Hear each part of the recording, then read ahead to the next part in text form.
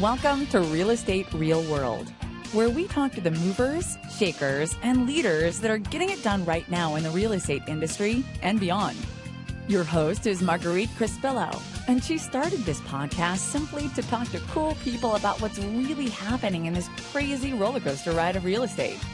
Be sure to subscribe on iTunes and stay up to date on the newest stuff by adding yourself to the list at www.realestaterealworld.com. Now your host, Marguerite Crespillo.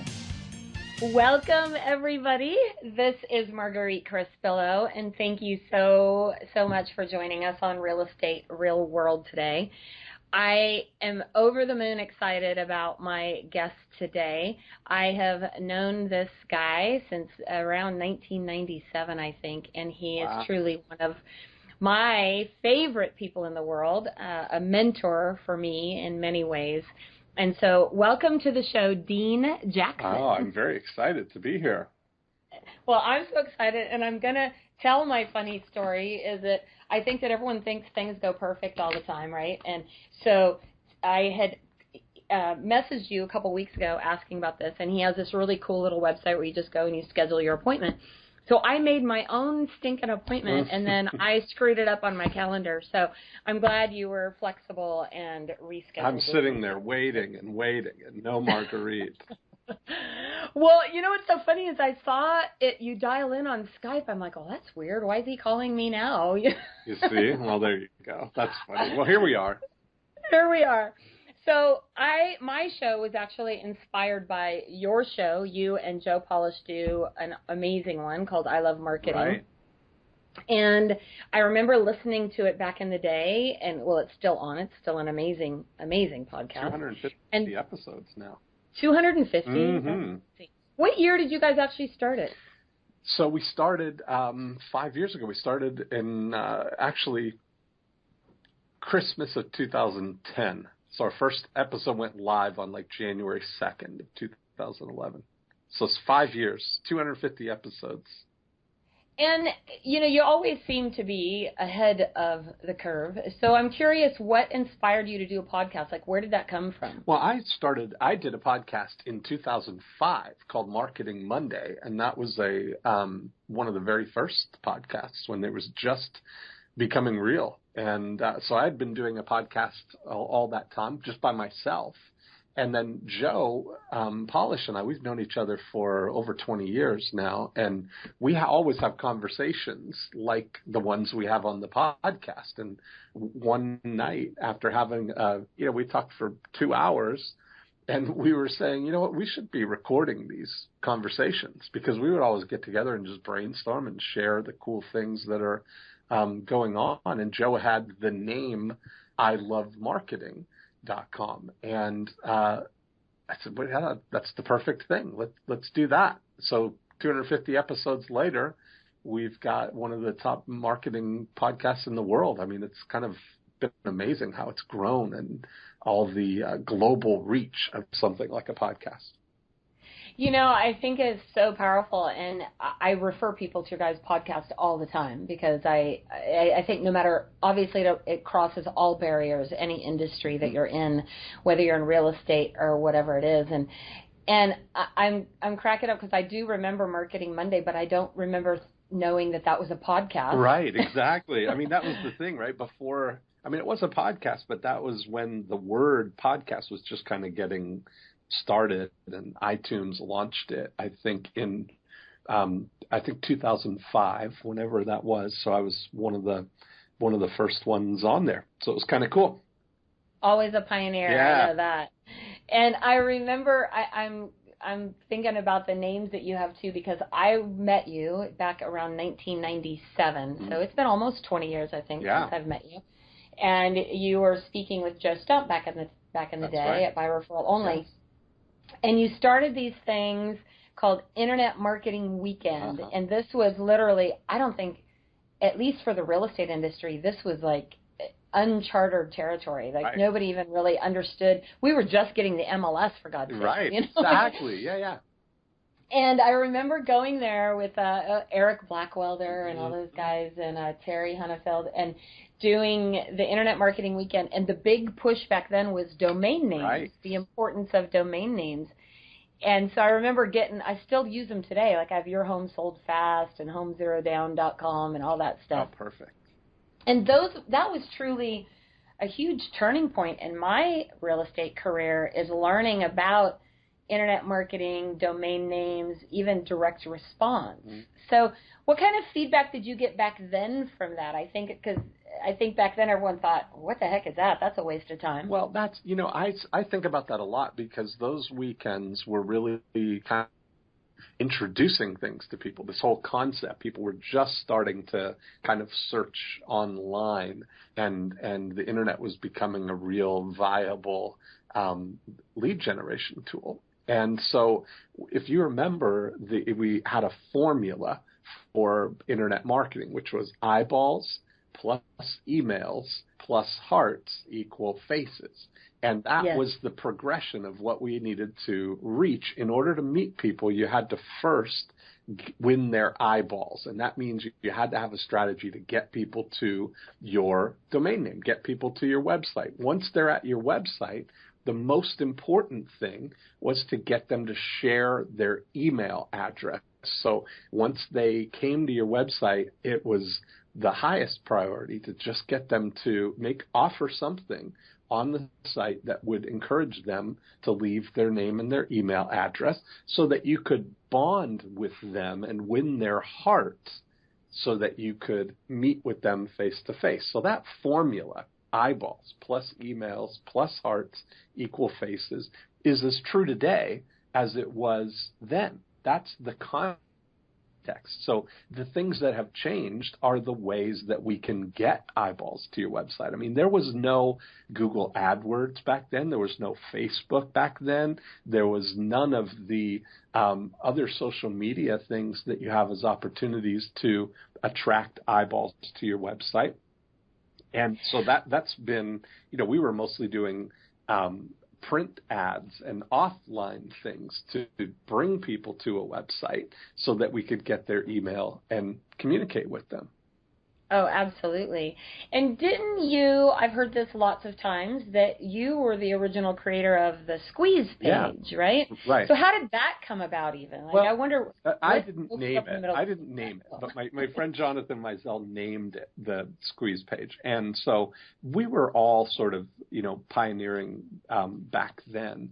And what I discovered was, when I really got to that formula, I'm a context guy. So I always look for the things, the bedrock things that are not changing. And, I recently read in Peter Diamandis' book, Bold, a portion where Jeff Bezos is talking. And he, as the, head of Amazon, he says that people always ask him, what's going to change in the next 10 years, as if he's got like this crystal ball to see what's coming, right? And he says, but nobody has ever asked me what's not going to change in the next 10 years, because that's what we're building the company around. He said, I can't tell and predict what technology is going to be available or around 10 years from now, but I know that 10 years from now, people are going to want as wide a selection of products as they can get. They're going to want to get them at the lowest possible price, and they're going to want to get them as fast as they can. So every technology that we adopt is only in service of those three things that are not going to change 10 years from now. So that, when you look at it now, if you have a formula, a contextual bedrock formula, like eyeballs plus emails plus hearts equal faces, the technology can come and go, and there's always going to be new to attract eyeballs to your website. Then getting their email, you talked about the squeeze page. And the way that what I was finding was that people were putting an opt-in box somewhere on their website that said, join my newsletter or get updates or, do something. But it was just one of the options on a web page. So there may have been 10 or 12 other things that you could click on. And what I found was that the less options that people had, the more people would leave their name and their email address. So it got all the way down to the only thing that somebody could do was leave their name and their email address. And then the strategy was to have something compelling enough that the people who came there would want to leave their name and their email address to get it. And so that was the birth of that strategy. So rather than having I first did it with the first real estate website that I did. And instead of saying, like all websites say, click here, and click here, describe what you got, click here, and then another link and another link. I would say those same things, but I would say, get a free guide to Winter Haven real estate prices. And then instead of saying click here, I'd say free inside. And then I'd say, get email updates of all the properties that come on the market every week, more inside. All of these options that people could get, kind of like, I took the approach of it being like the table of contents of Cosmo magazine, or the cover of Cosmo magazine, where you see in the grocery store they just have all these headlines that are in the magazine that compel you to buy the magazine so you can read that article. And that's all I looked at. The homepage of the website was to just get people excited about what was inside so that they would leave their name and their email address to come on in. Well, I remember one of the most valuable things I learned from you in those weekends back in the day was even the importance of the headline, because you bring up Cosmo magazine, mm-hmm. right? And the whole thought around Cosmo magazine is that there are certain headlines that compel you, mm-hmm. like you said, to open the magazine and want to read that article. Right. That's exactly right. As a real estate industry, it seems like they just keep doing the same old just because Billy Bob did that for years, and so we're going to copy that. Mm-hmm. And the difference is thinking back, I remember, what was the website? It was like SoarNet or something like that. And we were able to simply say, if you want to see the best headline I think we came up with back then was over 5,000 homes available online at placercountymls.com. That's right. That's the one. And yeah. Thousands and thousands of people signed up for that. Mm-hmm. And I remember my business just exploded from that. Yes. But everyone wanted to make it complicated. Well, but you got to show pictures of houses and you need to show all this information. I was like, I'm just going to trust what they say. Mm-hmm. And that's, we have people who, once you have that email list, once you have a group of people who have come to a website and voluntarily left their name and their email address, you've got a valuable asset. Now, and I always would say to people, it's not about your website. It's about the ability to communicate with people. And once somebody leaves their name and their email, I don't ever care if they come back to the website, because now I can communicate with them. It's not, we can have a dialogue. And all we're looking for when we're trying to win their hearts is to connect with them and identify the 5-star prospects, the people that are most interested in buying a home. So what do you think, I'm curious your opinion, what do you think is the biggest mistake that many real estate agents make when it comes to marketing? Like, I know now some of the stuff, everyone's, talking about Zillow and Trulia and mm-hmm. Realtor.com and all that. What are your thoughts on that? Well, I think that the biggest mistake that realtors make is thinking and treating people who are not ready to buy right now like they're bad leads. or bad prospects. That we saw the one approach is that they get people to call and listen to a free recorded message or text for information or leave their name and email, and then they constantly try and jump on them right away and convince them to buy right now, without realizing that the reality is most people are not going to buy right now. The big value is more than 90 days away from now. I mean, we've done long-term kind of lead studies and found that there's just as much value in the second year as there is in the first year. It's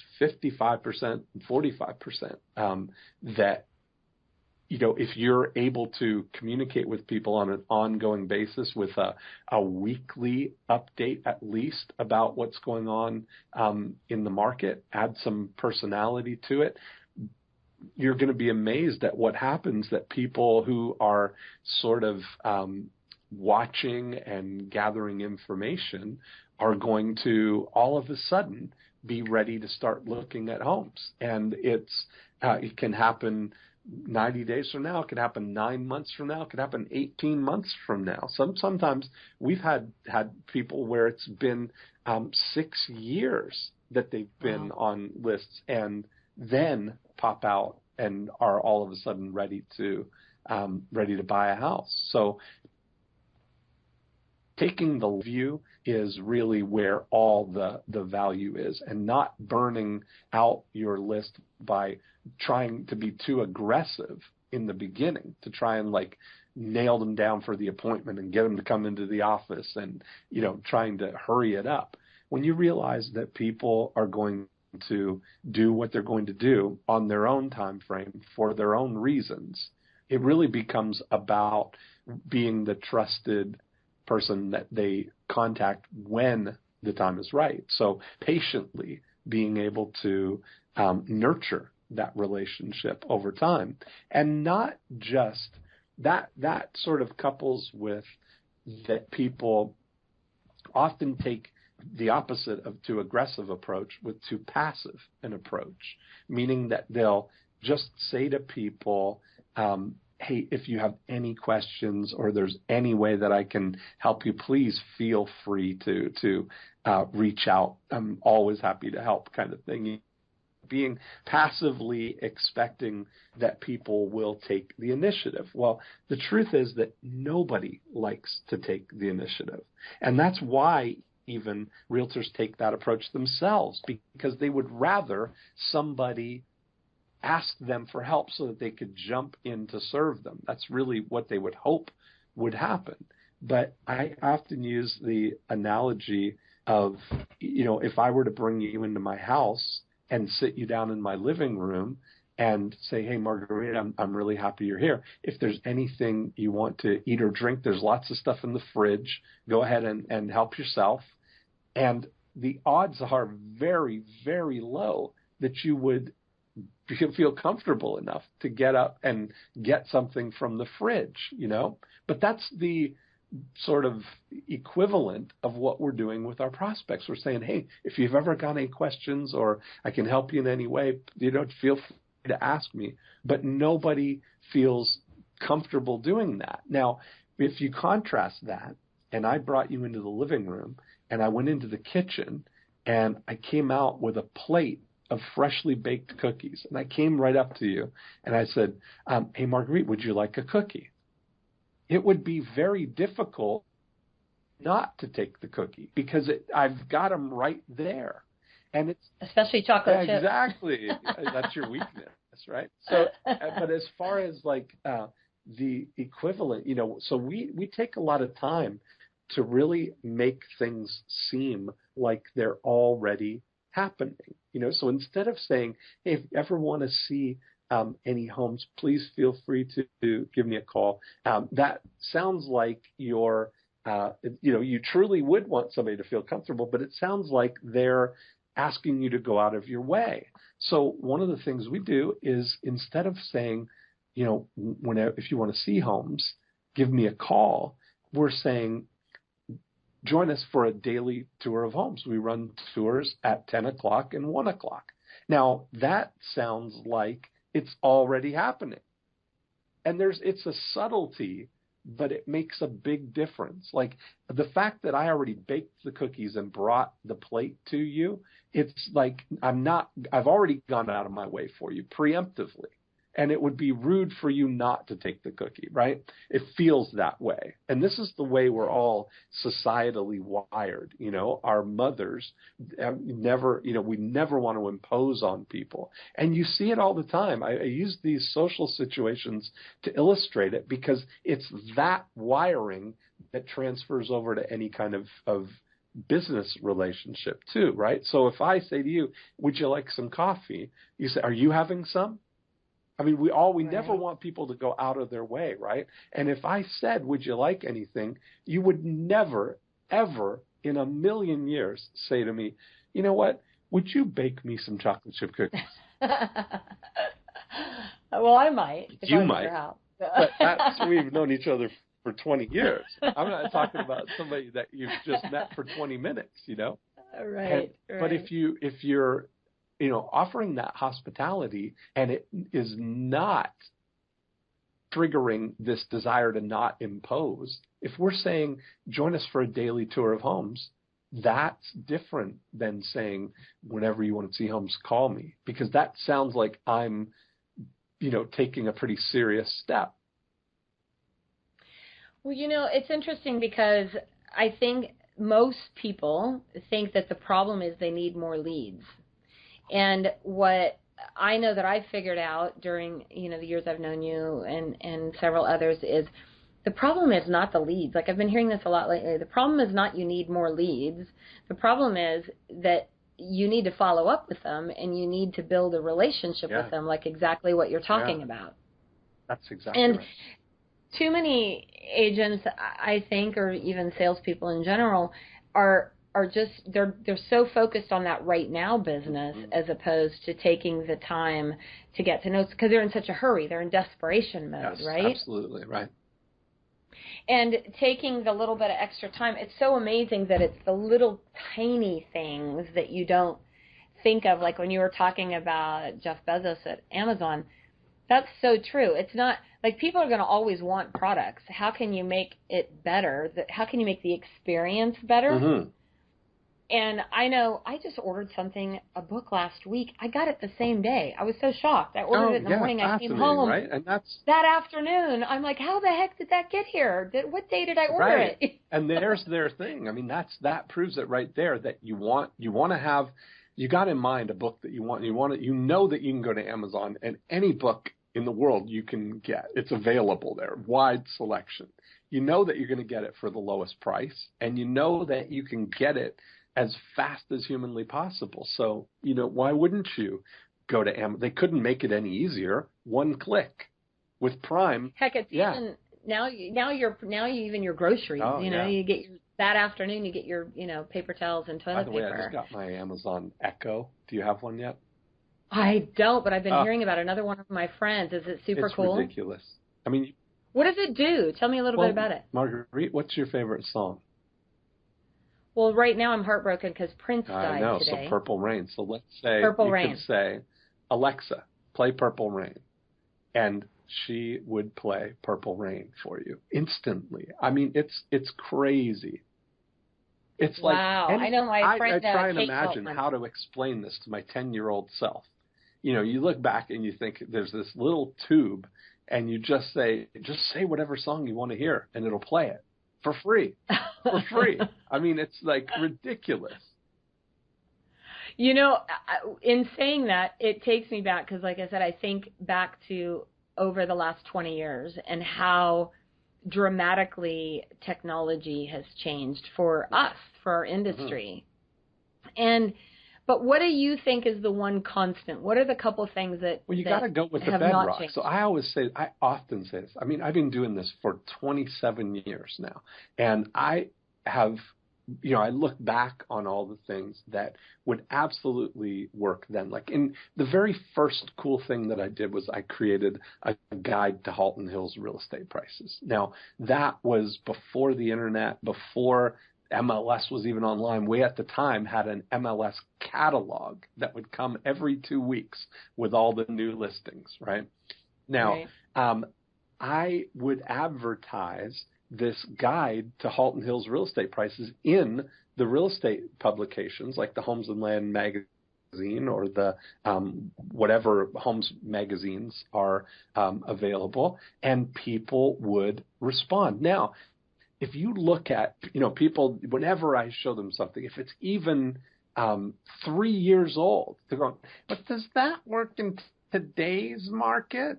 And I just want to choke them sometimes, because it's like, this is a fundamental thing. Somebody moving into a new area, what's one of the things that they're going to want to know? They want to know, well, what can I get for my money? How much are houses in Halton Hills?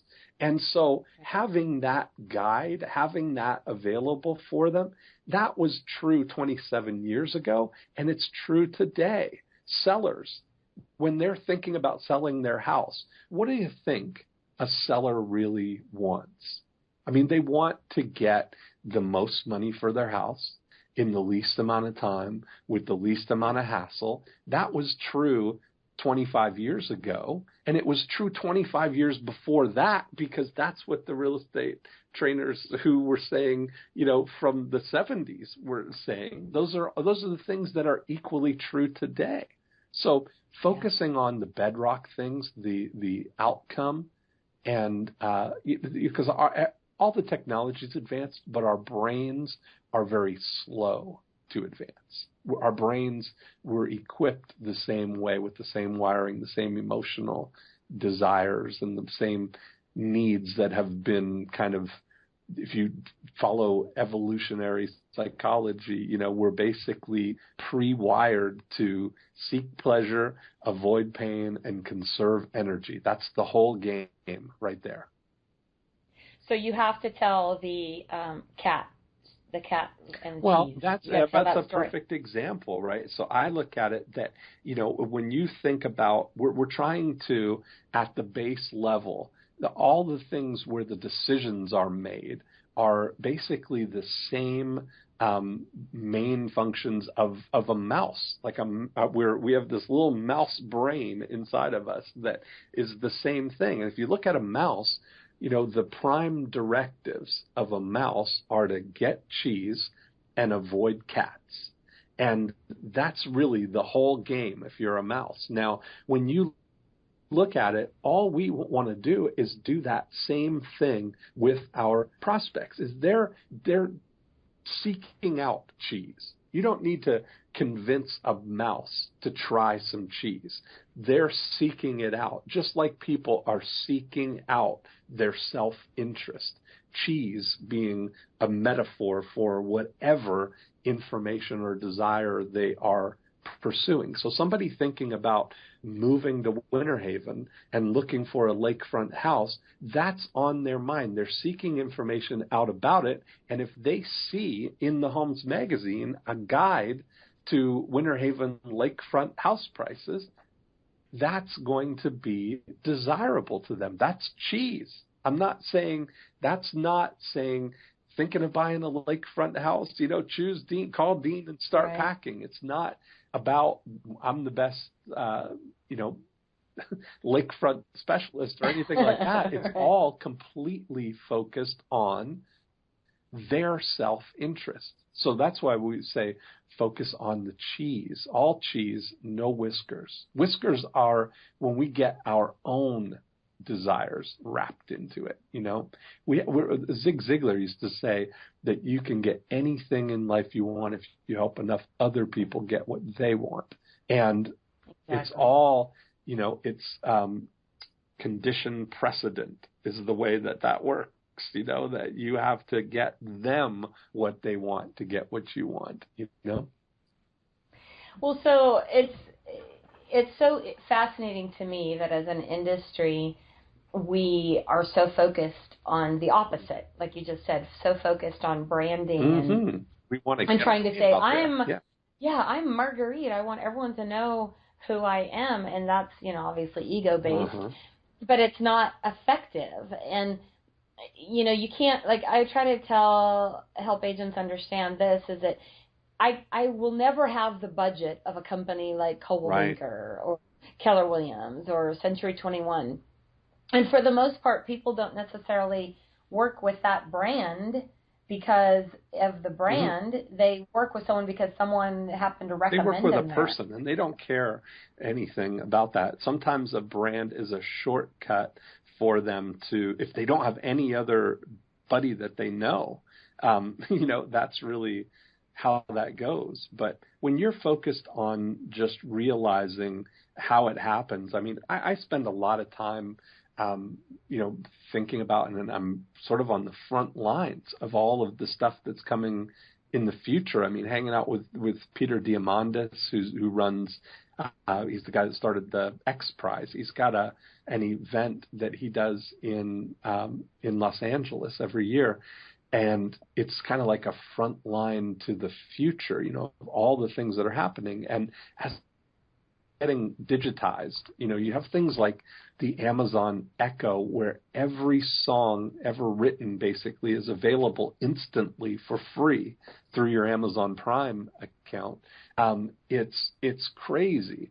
Now, when you look at, I often think with this vision of how does this apply to real estate? How is this affecting real estate? And what I realized out of that was that the thing that is going to save the real estate industry from, complete disruption, it's already been disrupted, but it's not going to go away, because you can't digitize the last 100 feet of a real estate transaction, right? The last 100 feet are always going to be a negotiation between two, at least, completely irrational people negotiating the market value of the only property like this one on the market in the world right now. That requires people. That requires navigating emotions and navigating the desires and all of the contextual information that helps people decide what a property really is worth to them. And that is a relationship stuff. Ultimately, It comes down to that the hearts are always before the faces. You have to really build that relationship. It's not about, you can't digitize the whole real estate business. You can't. It's got to be about people. And so you look at it, most people would rather work with somebody that they know and like and trust. So if you can, over time, even with prospects, build that relationship that they know you, they like you, they trust you, there's no reason that they won't call you when it's time to actually start the process. There's been so much. That, I think, was the best thing I've heard in a long time, because there's been so much talk lately, and I've even talked about it in some of the conversations I've had that follow what you're saying, is the whole Uber thing, right? The whole Uber of real estate. And what it comes down to is exactly what you said, is managing those emotions. But the experience part will always be better if there is a human element to it. So when I personally had an option of choosing a taxi cab over an Uber, I chose the Uber because it was a better experience. Right. It wasn't even about the price. No, that's it. And that's the thing we want. Again, we want something that is pleasurable, that there's no pain and conserves energy. And Uber ticks every one of those boxes. It's a great experience. It's instantly available. I can see the progress of it. There's no surprises. There it is. It's on its way. You see it arriving right there. And I get to get out and just walk away. No exchange of money. I want everything to be like that. I mean, I look at now, and we're adopting that. I've got the Starbucks app, and I go into Starbucks, and, you can order and walk right up to the counter and pick it up without having to wait in line or pay. And now I actually feel, distress if the app isn't working or the Wi-Fi is down or there's some that I have to wait in line, like, like the general population. I'm used to getting my coffee like a diplomat, Right. Well, I was cracking up because earlier when you were talking about website stuff, I wrote down scrolling down. Like, when did it become like too much hassle to scroll down to the bottom of the page?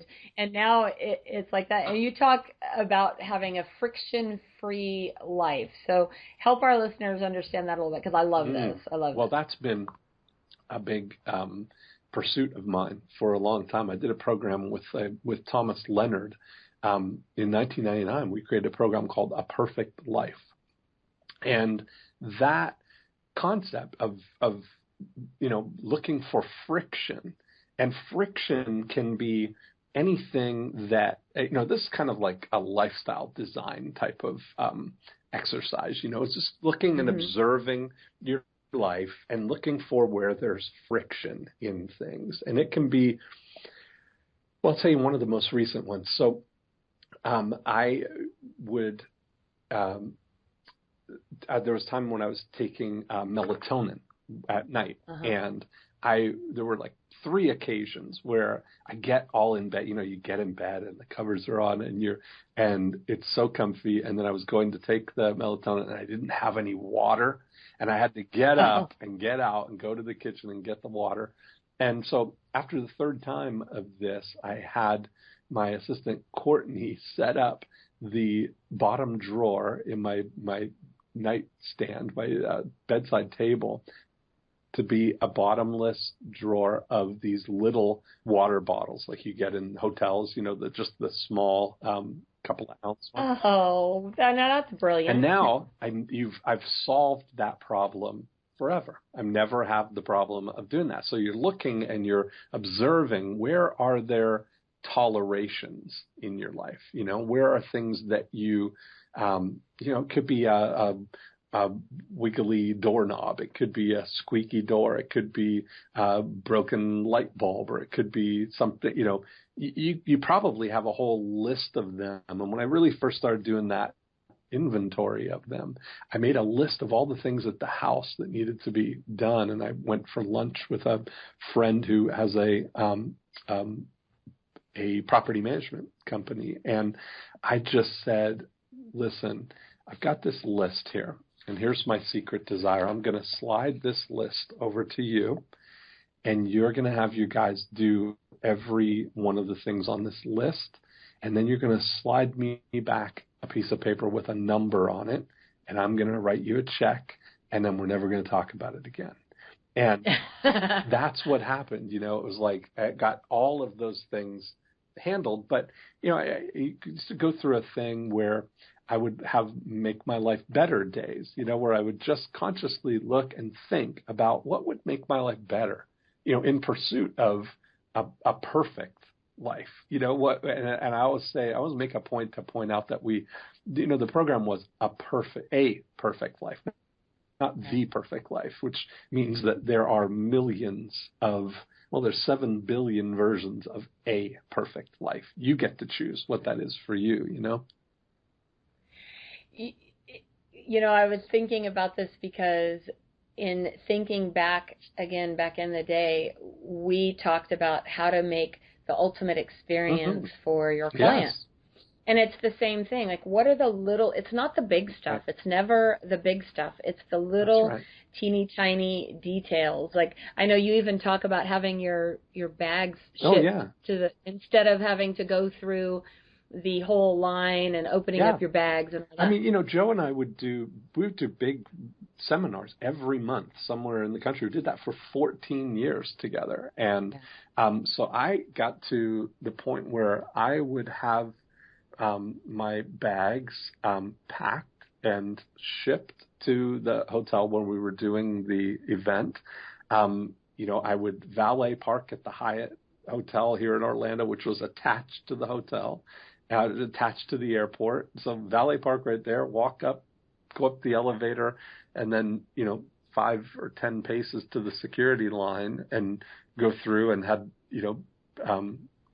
just my ticket on already, pre checked in or whatever and just walk onto the plane and then walk off the plane and get the limo and go to the airport or go to the hotel, and they'd say, oh, we have a package for you. Would you like that brought up to your room?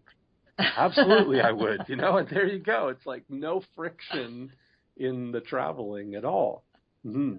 So last year, Joe and I went to Spain for 2 weeks. We took a vacation to Spain, and we decided that we were going to go with carry-ons only. Perfect.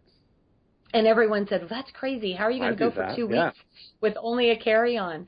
And so we went to this whole little packing class. It was really funny. We went to this whole little class and learned how to pack. And now I can't even imagine going anywhere without anything more than a carry-on. And I was talking to my husband, Joe, about Australia in August because I know you're doing your event there. So I'm still working on how to make that happen. Perfect. And I was telling him, all I need is a carry-on. I can make it there for 2 weeks. Mm-hmm. I do. I'll be there for 3 weeks with the carry-on. Yeah. Well, so as we wrap up today, I just wanted to ask if there is one thing that you see coming down the pike for the real estate industry. What piece of advice would you give, or what changes do you see happening that might give us a little bit of insight into what direction we should focus our energy? Well, I think that the biggest opportunity that people have that they don't take advantage of is multiplying the listings that they already have. I just think there's so much opportunity there, So I've been really focusing on that as a focus, because there's so many opportunities and there's so much wasted and lost by not focusing on it, So you talked about this recently. Mm-hmm. Do you want to explain? Can you explain a little bit more, and then we'll wrap up? Because I loved this. I don't remember what you were talking about it on. Yeah. It's the point system, right? Here's right? what I say. So I developed a standard metric that we can measure with your listings, and so I created a listing multiplier index. And how we calculate that is that if we look back at the last 10 listings that you've taken that have either sold or been withdrawn or expired but ended in some way, we want to look at how many points you got on each of those listings. So there's 5 opportunities. And the first is that you got the listing sold. So they put it in MLS and the property sold, and that would be 1 point. Now, that's often the only thing that people think about, right? They put it in MLS, know that if they price it right and promote it to the other agents and, get the right agents interested in it, that somebody's going to come along with a buyer and buy it, and there you go. And they could celebrate that. But if we look at it, there's so much that they've lost by not really leveraging that listing. So every time you get a listing, you've got the opportunity to not only get it sold and get one transaction, you've got the opportunity to find the buyer for that house. You've got the opportunity to find a buyer that buys another house, not the one that you have for sale, but you met them through marketing the listing that you have. You've got the opportunity to get the next listing in the neighborhood, or to get a listing from a buyer who is going to buy that house or buy another house. And you've got the opportunity to get a referral from the seller. So if you look at each of the last 10 listings that you have, and you give yourself a score out of 5 for each of those listings, how many of those points did you get? And you add that up over those 10, you're going to come up with a number out of 50. So you could, if all your listings sold, but you didn't get any of the extra points, you would have 10 points out of 50. If you maybe got a couple of buyers that bought other homes, maybe you got 15 points out of 50. Whatever you got, we divide that by 10, and that gives you an index. So if you got 15 points out of 50, your listing multiplier index is 1.5. And that means that basically, given your current system, the way that you run things now, each listing that you take is worth 1.5 transactions. So the goal is to implement systems and strategies that get that up to 2 or 3 or 4, so that on average, every time you take a listing, you've got not just that one transaction, but you're getting 2 or 3 transactions. It's huge.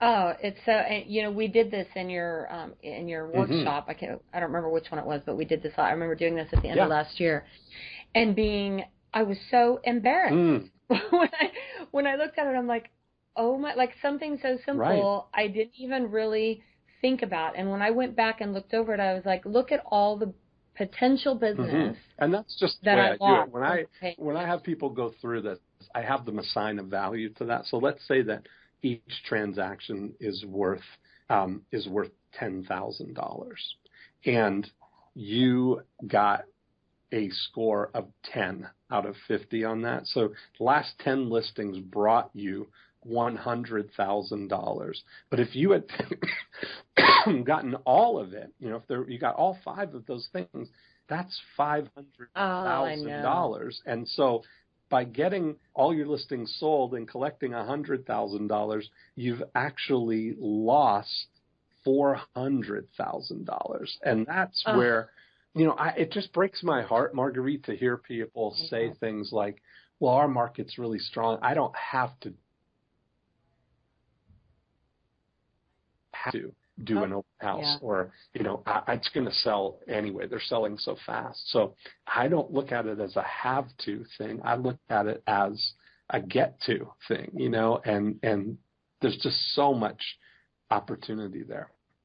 Well, and it takes you back to what we were talking about, is that you don't need more leads. You need to take better care of the business that you have, because do you have, you don't have to spend thousands and thousands of dollars in these lead generating machines. If you just multiply one listing times 5, you just times your business, times your revenue, your volume, and everything. So, and sometimes the cheapest and easiest thing is a simple info box flyer. We've been doing an experiment here over the last 2 weeks, and these the info box flyers are just incredible as lead generators, Yeah, and those are being not credited anymore. Like, I know for a while the QR code, and I was like, that's too much hassle. It is. There's friction.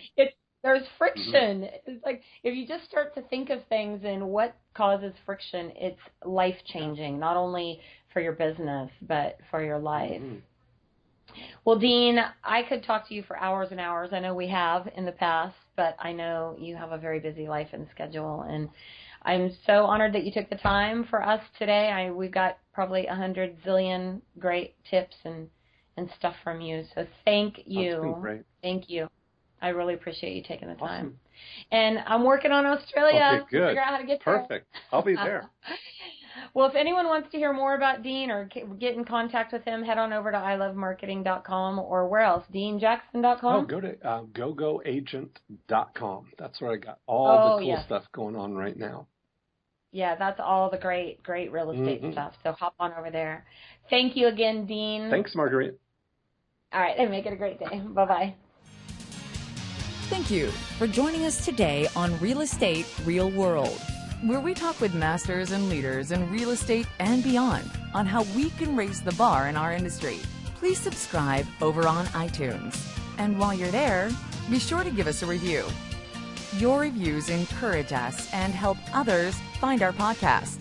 For show notes and hot topics on what's going on right now in our real estate industry, pop on over to www.realestaterealworld.com and add your name to our email.